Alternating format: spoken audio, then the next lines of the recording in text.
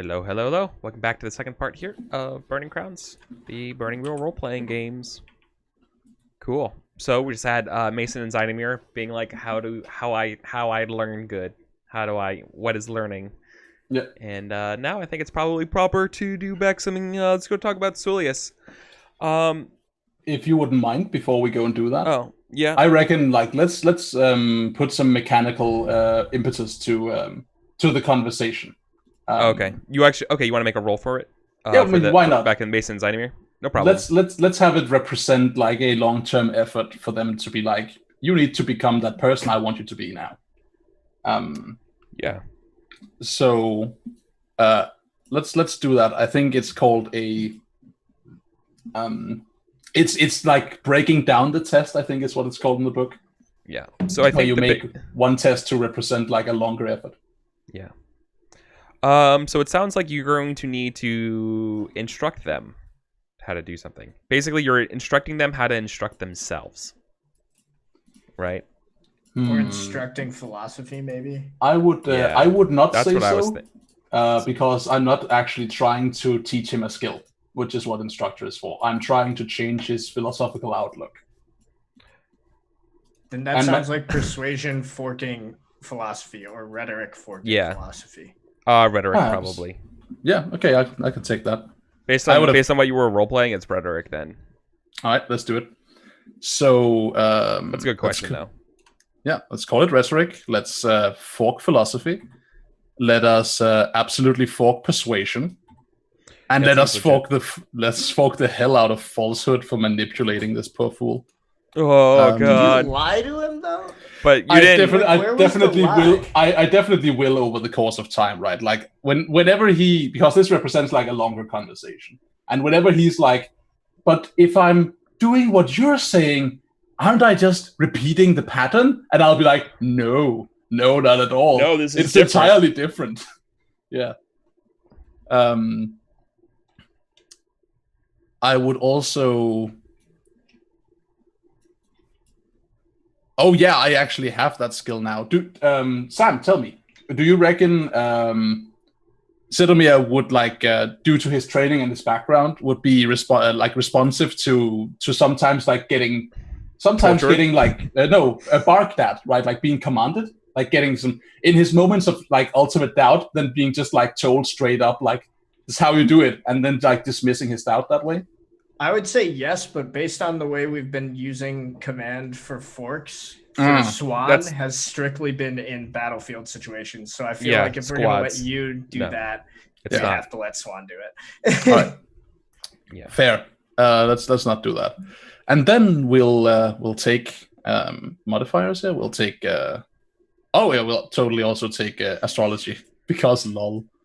The classic astrology. Yep. And I think that's it. That's what I got. So let's see if we can convince this guy.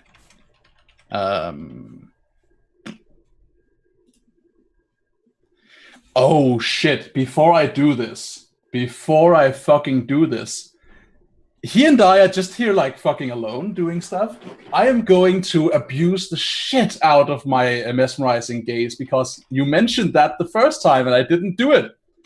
I am going to like hypnotize the shit out of him when we have these conversations and just like make him susceptible to my suggestion. All right. How does that work? It works that you make a will test versus op 5. Versus op 7. Oh my god. He's so screwed. I put a spell on you. Well, he's getting better at will. And now you're Wait, mine. I think you would... Don't you knock him out then? He needs to make the roll first. I did. Oh. You did. Oh, sure, there we go. Yeah, no, so he's just dumbfounded. He's like, whoa, what even's happening? I don't understand.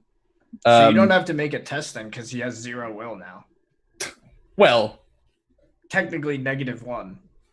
Maybe there is a penalty or something. Maybe there's something that increases the obstacle. I would assume there would be for drastically changing someone's beliefs and world look. Yeah, but so is this the part where he actually like believes this? Like you convinced him of this, or yeah, that is what this is, right? It's a longer test, but it's not. Yeah. I'm not interested in revisiting the same test like 30 times unless it's because of a complication arising due to failure. For sure. Then let's make it one test, and then in a month, then like we're looking at the, like Dark Knight Side of Me or whatever. Mm-hmm. All right. So what's the op here? What would you call it? Like what would you add as a modifier to the obstacle for trying to like make such a drastic change to him? 2, 3, more? No, like I think 2. Okay. So plus it's versus 2 op seems pretty harsh.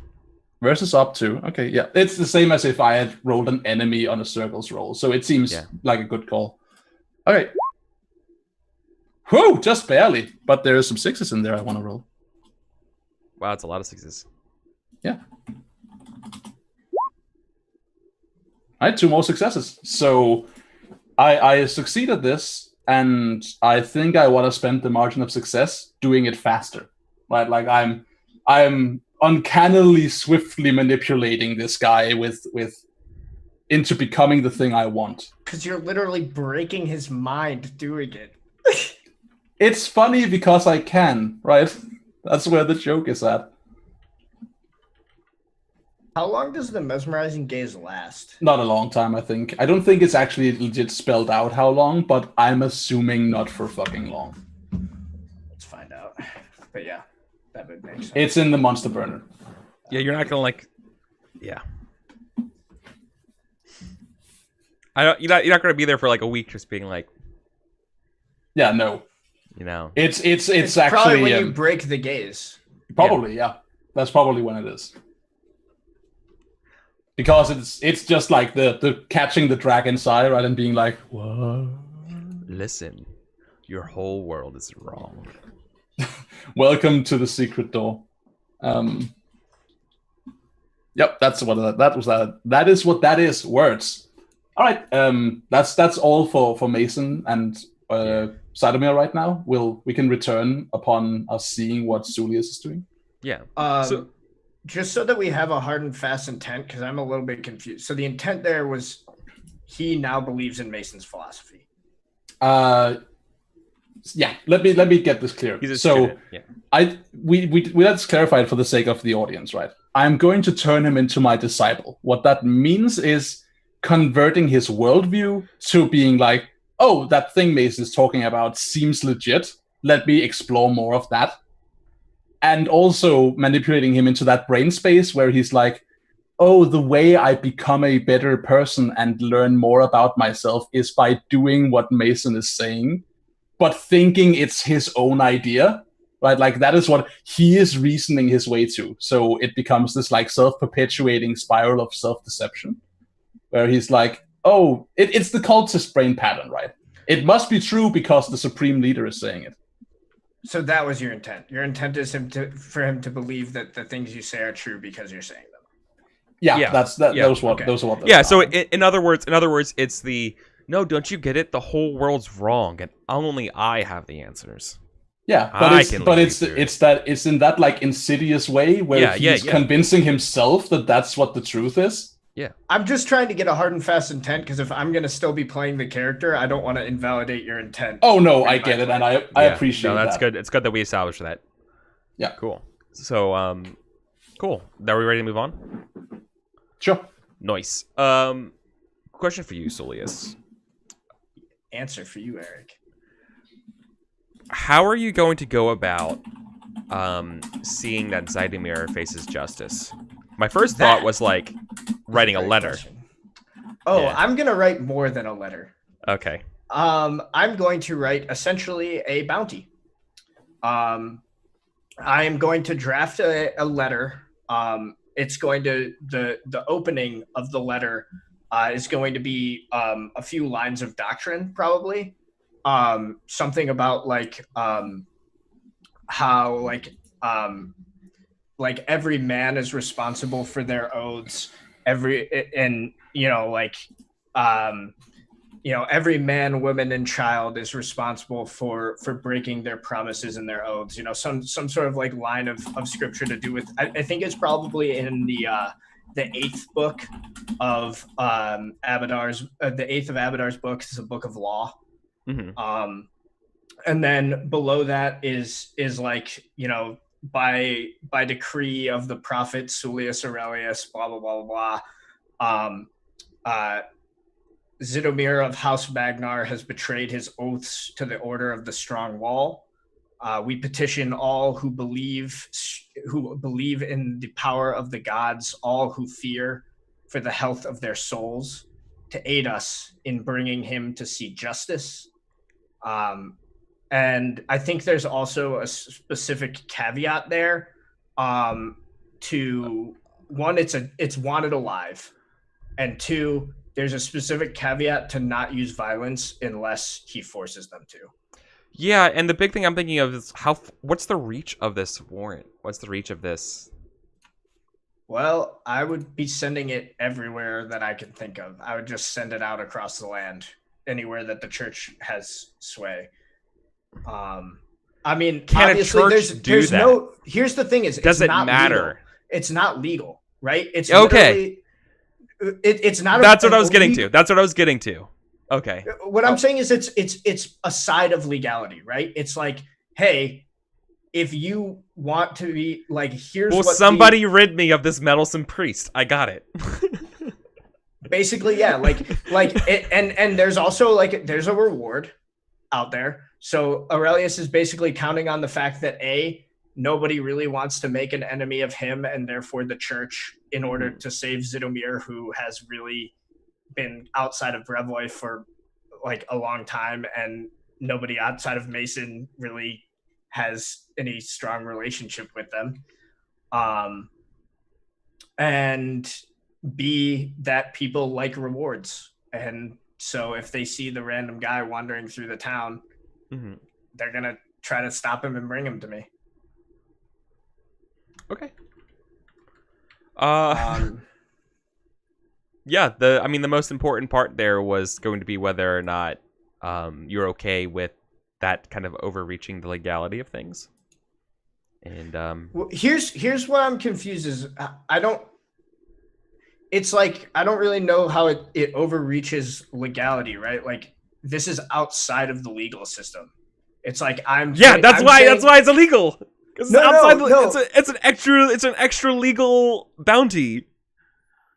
It's literally somebody offering money to have people bring them to them. Yeah, don't you see the problem with that? I mean, it seems like a thing that lords and churches would probably do all the time. Well, lords would do it with the blessing of a king, or or if it's if it's within my domain that was gifted to me, I could do that. But you're asking for, I'm going to, without consul, not write to the Church of Abadar in Brevoy, not talk to. I am the Church of Abadar, Eric. I know, but that's what I mean. That's what I'm saying. That's why I'm phrasing it this way, because it's okay, this is you assuming a lot of authority here, which is cool, and you're just not asking for people's permission to do this. They are just expected to give this to you. Okay. Why would I need to? Yeah. Why would I need to permission to adjudicate the laws that were created by the God who I represent on Earth? Totally. Yep. Cool. So I think this is probably some sort of composition test for writing this edict out and sending it out. Would be my guess. Yeah, that sounds pretty right for me. What kind of ob am I looking at here? The specific intent is that I want, if Zidomir is seen by people, they will try to bring him to me. Yeah, so I think this is probably an ob. My guess is 4. Okay. And what does failure look like? Failure is that you're gonna run into trouble with I guess the church or some other authority, right? Okay, so people will still want to have this bounty done. I'm just gonna have some other legal issues going on. Great, yeah, I love it. All right, so I would like to fork in suasion, because I'm specifically talking about how God-fearing people need to listen to what I'm saying. So definitely, that's like the big thing that you're doing right now. You know, doctrine for using religious quotes. Bureaucracy for getting the edict out. Yeah, I'll let that go. Yeah. All right. Do I have anything else? Oh, right. I'm literally writing this. Yeah, that's like you disseminating this letter everywhere. Cool. Roll it up. Base out of 4.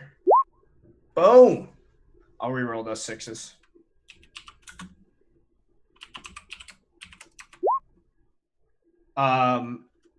So with that extra margin of success, that's a good roll. With the extra margin of success, can I make people actually care about the caveat that they're supposed to bring him in peacefully, if at all possible? Oh yeah, for sure. Basically, I don't want somebody like knocking him out and bringing him to me unless he specifically starts killing them first. Okay. And I feel like this is, since one of the first times you're flexing your muscles in terms of like the church and all, I think it would make sense then if maybe because you succeeded, people don't really it doesn't interfere with anything. You might ask for a letter or something like that. I'm imagining that, like, to some extent, like, it's kind of that moment where, like, the I can't remember what president but like some president did like the first executive order, and everyone's kind of like, can they do that? Well, yeah, they did it. I guess they can do that. Exactly. It's that kind of thing. I guess you can do that. Yeah, you can interpret how things are executed. Yeah, for sure. Okay, cool. I dig it. Yeah, I don't know how long it's gonna take you to do that though. Like how long that gets sent out. It's probably gonna be a while. But let me make a note. I'm just planning on eventually at some point during Mason's travels, some random farmers are gonna be like, "Hey, wait a minute! Isn't that guy that the priest wanted?" Yeah. And then we'll go from there. Cool. If we want to jump back to Mason, we can. Otherwise, we can go do more religious converting of people, because that's pretty much all of my beliefs right now. Yeah, no, let's do that. Cool. In that case, I would like to go spend some more time among the untouchables. I'm probably with the healed and the chained ones, because I don't really go many places without them unless I like intentionally do that. Mm-hmm. And I think like he's like just sort of like walking among them, like spending time with them, proselytizing, kind of doing what he was doing in the woods, but like kind of like letting them like experience his holy aura.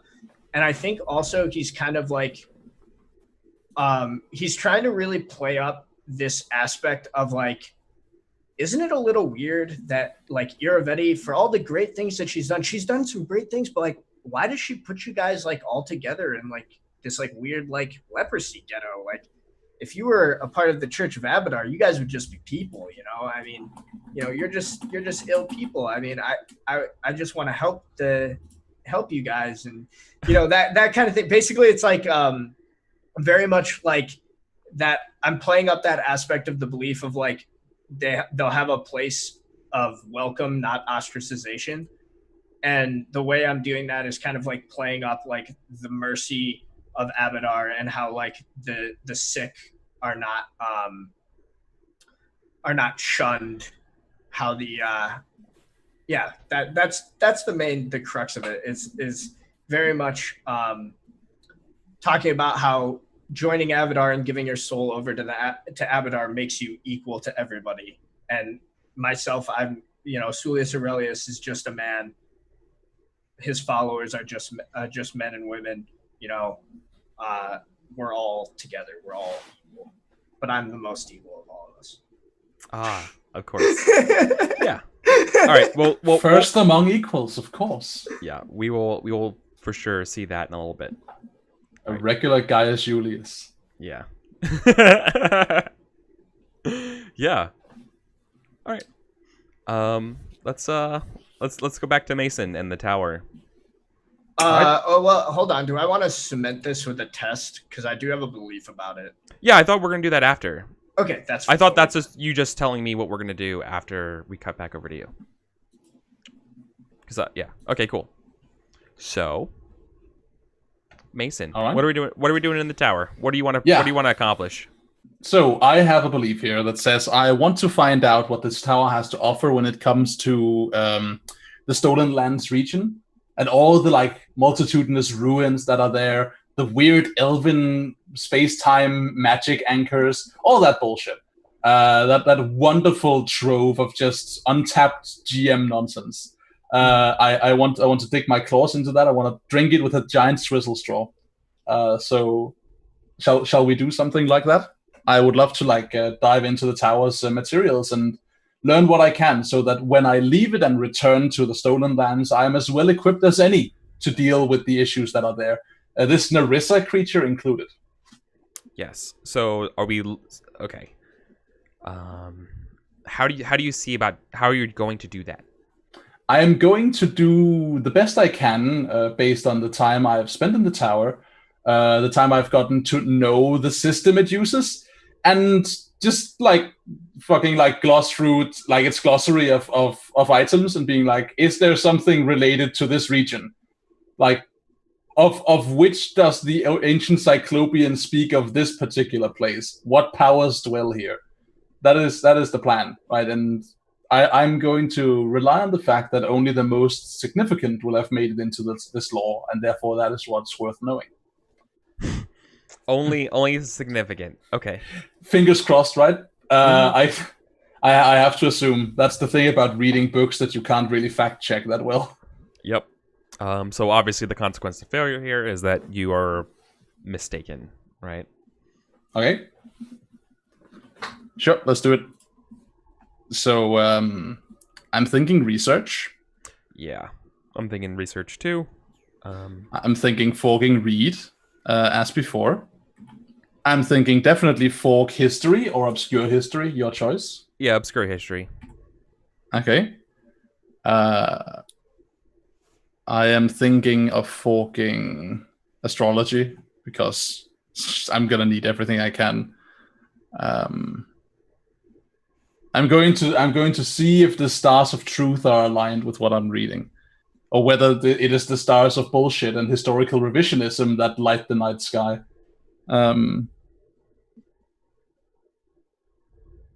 Do I have anything else? Oh shit, secrets wise. I think that's it. Works for me. I think this is an OB 4. All right, let's take our time doing it.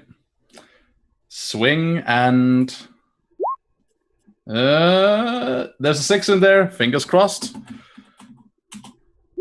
Nope. Oh, mistaken. Okay, what is the best thing to get you into the most trouble? Okay, so remind me, can you say one more time your intent, and I will, so I can interrupt it, because I feel like you your action isn't what fails, your intention is what fails here. Sure, make it sure it's explicit. Yeah. Fails or gets challenged. Hopeful smiley. Anyway, the belief, of course, is that I will use the library to research the Stolen Lands, so I know what troubles and opportunities the region presents. So my intent, of course, is to go through the tower and its lore, and find in it the lore that pertains to what opportunities and what troubles await in the Stolen Lands. No, oh, I'm sorry. Okay, so you know what? Is it okay if I modify the consequence of failure here? No, it's totally okay. Okay, because I feel like the consequence of failure here is that you find out what you want, but something else knows that you're looking for it. Oh, that's sweet. Right? Like they know that you know. All right, cool. So So do I become aware of this? Right? Like, no, is there, like, do I see like the spy raven or something? They know that you know, but you don't know that they know that you know. Oh, that's so cool. Yes. I dig it. Yes. And so I feel like when it cuts over to the, you find some relevant actionable information to give you advantage later.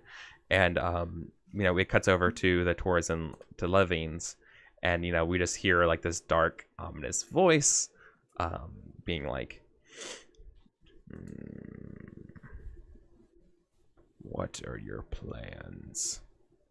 Shall I crush you now or later? And like basically, obviously, this is because it's a show. He's thinking out loud, but really, it's what he's thinking now. But he's trying to study you and see what you're doing. It's like a Dr. Claw shot of like some over the chair thing, right? Like, yeah. You have already, but it's a disembodied voice here. But we just see like this large, empty, desolate tomb chamber, something like from your dreams. And and that's where we hear this voice, and it sounds almost like Galactus, right? Like I am picturing this deep, heavy voice, right? Yeah. All right, I am on board with that. So I will like just like take this intent now, and I'll put it in my pocket. And in the future, when I go to the Southlands and do stuff there, I will poke you and be like, "Yo, Eric, what's cool and significant here?" And then I will rely on you to tell me all kinds of fun stuff I could go out and get in trouble with.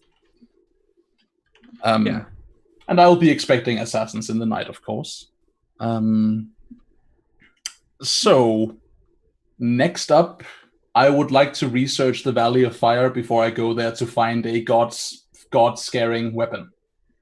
Yes. Okay. Let's talk about the Valley of Fire then. Yeah. So one more research test then, right? All right. So to find the quote unquote God-fearing weapon, this is going to be an Ob 5. Shite. Okay.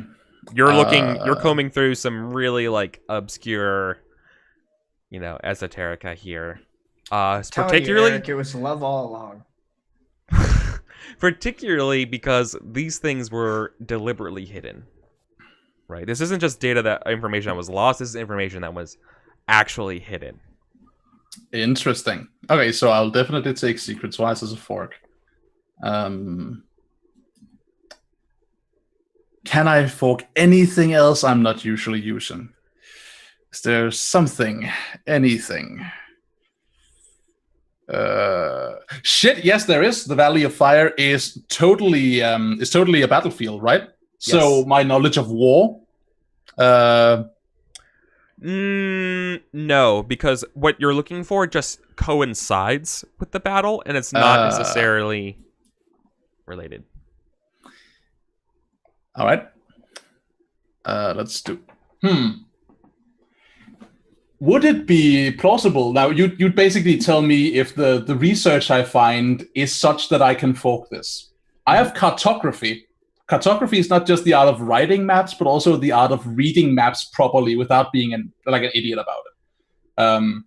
Is it so that the lore I'm finding like contains old diagrams of the place and like stuff that would help my understanding were I to understand it properly with the right cartographer's mind rather than not? Or is it like all text and no anything else? No, it's all text. It's anything you're looking at would be all text. There'd be no maps left for what this was hidden by. Right. Like this is like the gods and like the gods' agents have hid this as well. Oh God, fuck! Like I hate. So things are obfuscated, right? You're not getting an easy pass here.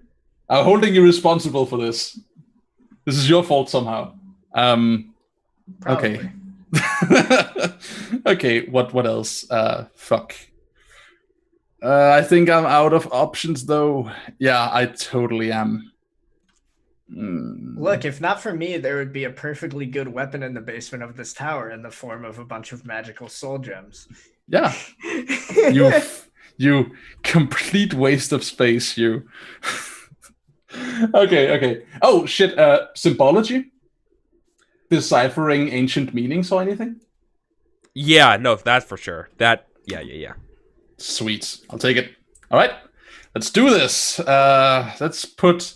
This is about finding a weapon to scare away the gods. I think this is worth an Arthur. Let's put a persona into this and cross our fingers and hope for the best. What op did you set? 5? 5, yeah. Difficult, challenging, routine still. All right. Lots of 6s. Yeah, let's see if we can get at least one success on those 3 6s. We can! Oh, just squeak that one out. Oh, you didn't do astrology, did you? No, I did not. Okay. Let's also do that. Let's also do that. Yep, that could go wrong. It didn't. Thank God. Okay. Wow. That would have been bad. Yep. All right, bunch of research going on up in here, but what do I learn about that will help me in the Valley of Fire and in my search for this weapon that will turn the tables on the gods so they will fucking get off my case already? Right. So, sealed beneath. Okay, I have to remember that. I think they're called the Worm Rest. I have to look at my notes. I don't remember it offhand. The mountains near the Valley of Fire. There is an old. This is like predate. You're looking at like what Cyclopeans would think was old, right? This is something that the gods have hidden. There is what amounts to be a dungeon, a tomb protecting all you can see.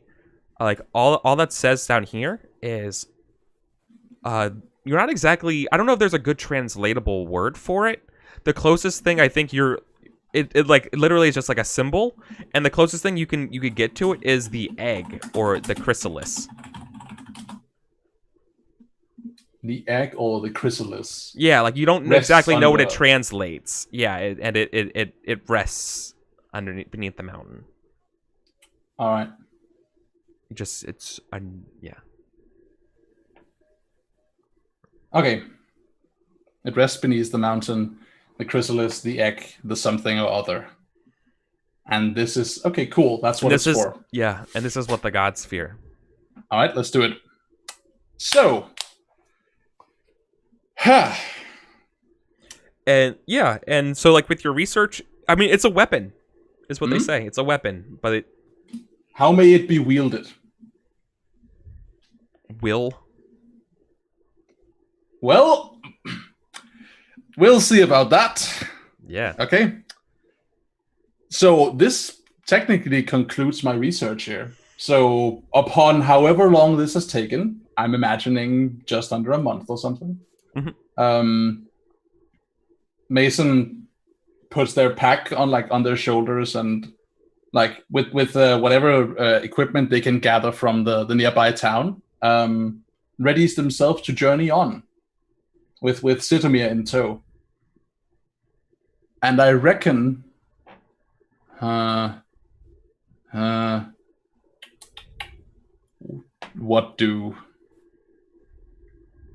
reckon I should probably stop by Paul Orlovsky and like the Orlovsky domain on my way south, because I did promise him to find the Rogarvian heir, and I have. Is that close? Yeah, hopefully. It is. The question though for you is because I think it's Eagle's Nest is the name of their town. Okay. Are you giving him the whole truth? Powell? Yeah. Shit. What are you asking me if I'm keeping out?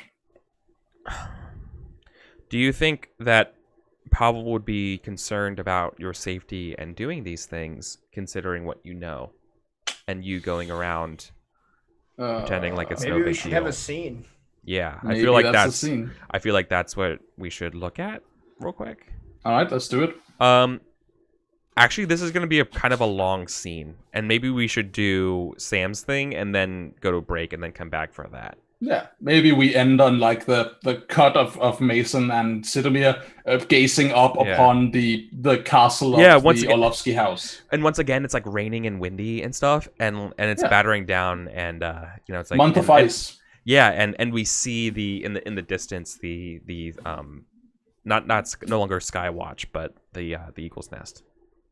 I think eagle. What is it? Hawk nest? I have to look at my map real quick. But yeah. Anyways, let's cut over back to the Stolen Lances. Let's cut back to Karasuno, and so Sulius, you are working with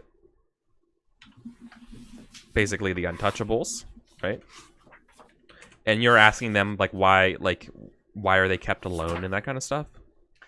The intent is trying to convert them, but that's I think part of the task. So I think we see a number of scenes with Aurelius doing what he was doing in the woods, sort of, spending time with these people, sitting by their fires, eating with them, speaking with them about Abadar and about scripture. Mm-hmm. And yeah, he probably does sort of pose that question at some point is,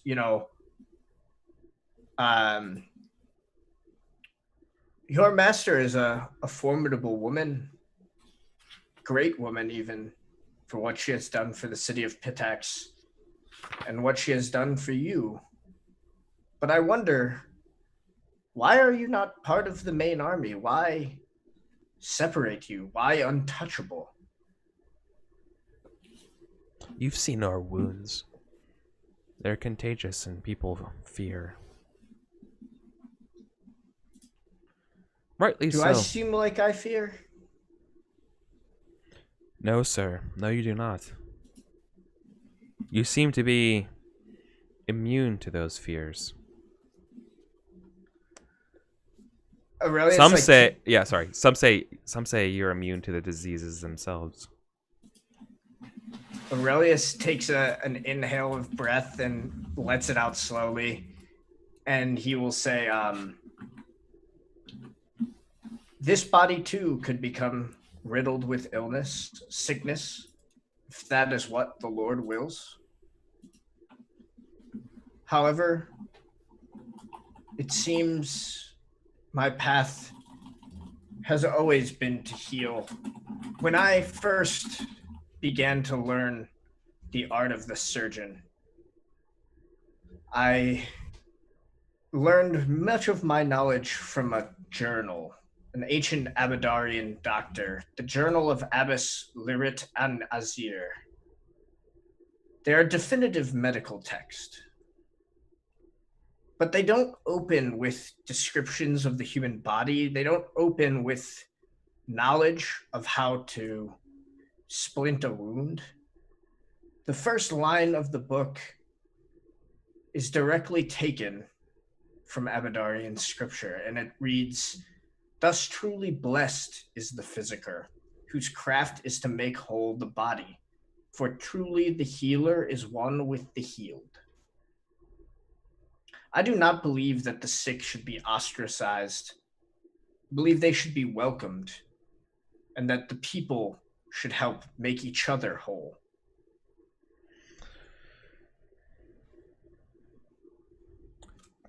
Good priest. Our Lady of Pitax is a healer as well, but healer of wounds that are not skin deep. When given a disease like this, it's much worse than the actual symptoms of the disease. It's the ostracism that other places show us, the lack of meaning or purpose given. Our Lady cured us of that alienation, cured us of that unknowing, aimless existence, doomed to just weather and die. Our Lady saw us for who we were, and while she does not possess the ability to cure the wounds such as you're talking about, has cured our wounds of giving us the ability to learn and train with these vast new technologies that she comes up with, and to give us a part and be able to field ourselves in battle and prove ourselves just like anyone else. He nods, and I think he puts his hand on this person's shoulder, and I'm imagining by this time there's probably quite a crowd around. Yeah. So he speaks out to the crowd at large, and he'll say, "Truly, as I have said, the Lady Iravetti has done you a great service." Yeah. This guy's name's Rizzo, by the way. Okay. Well, that's her. That's her nickname, right? Sure. And he'll say, "But it troubles me that for all that she has done for you, she has left you in. She has separated you and kept you only amongst yourselves. As I said, I wish to welcome you into the faith. I wish to welcome all into the faith. For all are needed when the darkness comes. You have seen what is in those woods. We did not kill the last of it. More are coming in greater numbers and more devastating. The storm is on the rise. I feel the first breezes of the wind. The voice of my Lord speaks in my mind, warning me of what is to come. We will need you. We will need all of you."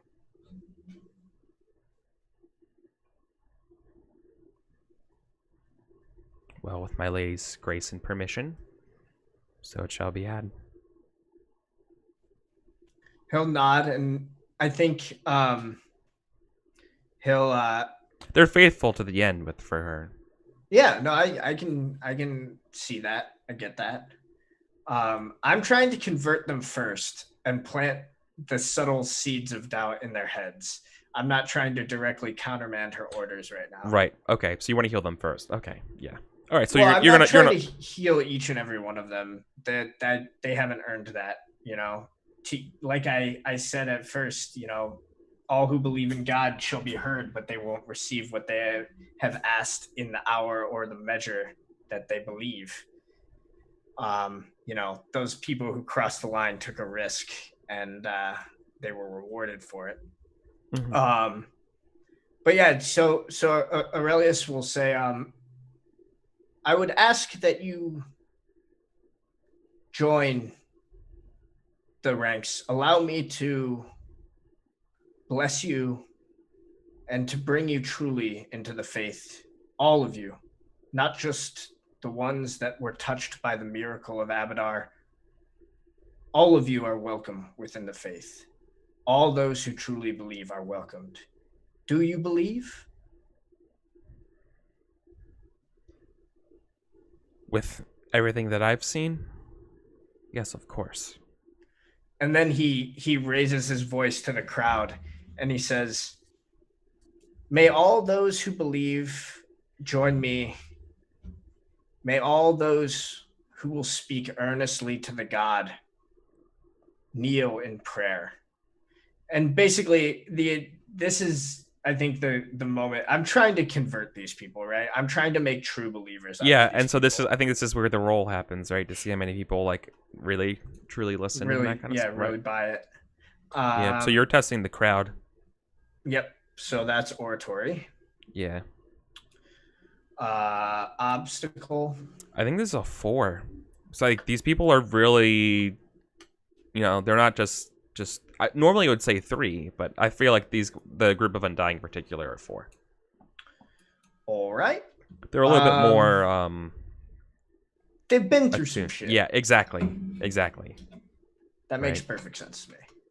All right. Well, I'm gonna fork just about everything I got into this because why not? Sure. I imagine suasion. Yeah, suasion for sure. Doctrine for quoting religious scripture. Yeah. Yep. Religious history. Mm-hmm. The early guy. It kind of goes with scripture. Yeah. Abadar wise. Yeah. Yeah. And then I feel like we've been doing Abadar wise wrong as of late. Like the more I've been playing, the more I've been displeased with allowing some of these wises, like noble wise and that kind of stuff. Just as sort of like, it's kind of like, I don't want to say it's sort of like classist, but it totally is in a way. Like I just don't see how it gets expressed. But that's just me editorializing right now. I mean, if you don't think, yeah, okay. And then I would say persuasion as like an inherent fork into oratory. And then the one that is maybe not working is I was trying to hit on ugly truth with the fact that like, yeah, EricVulgaris like says that you guys are welcomed in, but look, you guys are in the equivalent of a leopard ghetto right now. Yeah. She just, you know, no, because they know that they're okay. in terms of it. They're all right with that. They're all right with it. Cool. 6 forks. Should I spend persona? Nah. Boom. Easy. I will re-roll those 6s. They bow for sure, right? They take a knee. Sure. And yeah. So with 3 extra margin of success, is this converting them or just praying with them? I mean, I want the intent is converting them, and the way that looks is like leading them in prayer for the first time as a group. Okay. All right.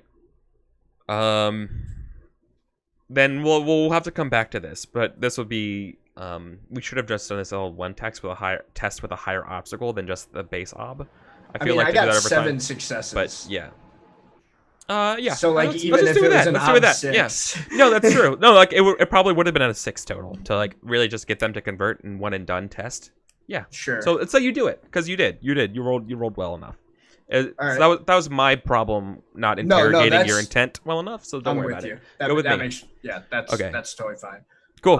I just don't want to have to hit that kind of a roll. Right? Yeah. No, it works. So, what is it that really gets to them, right? Because you win. So, what is it that you really?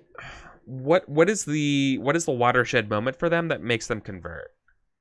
Right. I mean, I think this goes back to like the core of Sulius Aurelius as a character, which is that he needs to unite the people. The storm is coming. He's feeling the rising of the winds, and these people have seen the darkness that's out there, and that's coming for them, and he needs them. He needs everybody to help defend the wall and to be the wall. Because when he's saying only the strong wall shelters the humanity from the storm, it's not a literal like brick and mortar wall, right? It's the strength of humanity and the strength of civilization coming together. And I think that's like the big thing they realize is like, this is the guy we've seen it. This guy helped us destroy it, and he's clearly onto something with this apocalypse talk. Yeah, no, because like they've seen what you can do, and now as well, and they're like, they know enough that they know a good leader when they see him, right? Frankly, and you have it. And to just add flavor to this, I think as we're all like bowing our heads in prayer, like the glow as like almost as if it's like responding to their belief, the glow from his chain grows like brighter and brighter. Yeah. As they are bathed in my holy aura. Yeah. Perfect. Okay. So, what I think, so, God, you know what I'm thinking about now?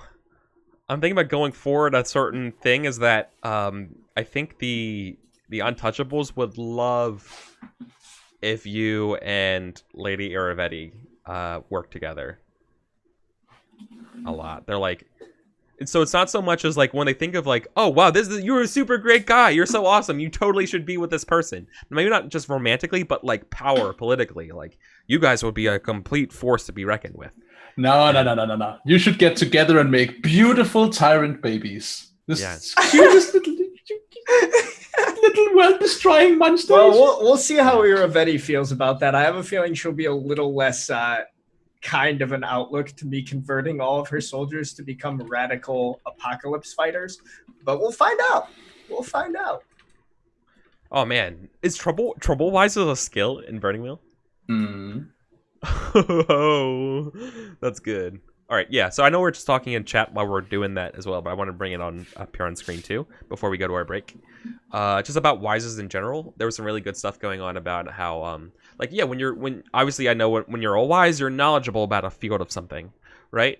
And so I think in tests going forward, when you say like I'm going to use Noble Wise or Abadar Wise, I want you to explain what specific knowledge here is helping you, or like or you can like just drill down just like 1 or 2 steps further from just being like, well, I know Abadar, so then I'm getting Abadar Wise, unless it's like obvious, right? And also if you're already saying like I'm using scripture based on the history of this thing, then saying like religious scripture is good, but you can't use religious history because you're already using that sort of context of history to get the religious history. You need to do something else to get you the new test for the other forks. I feel like that's something to consider.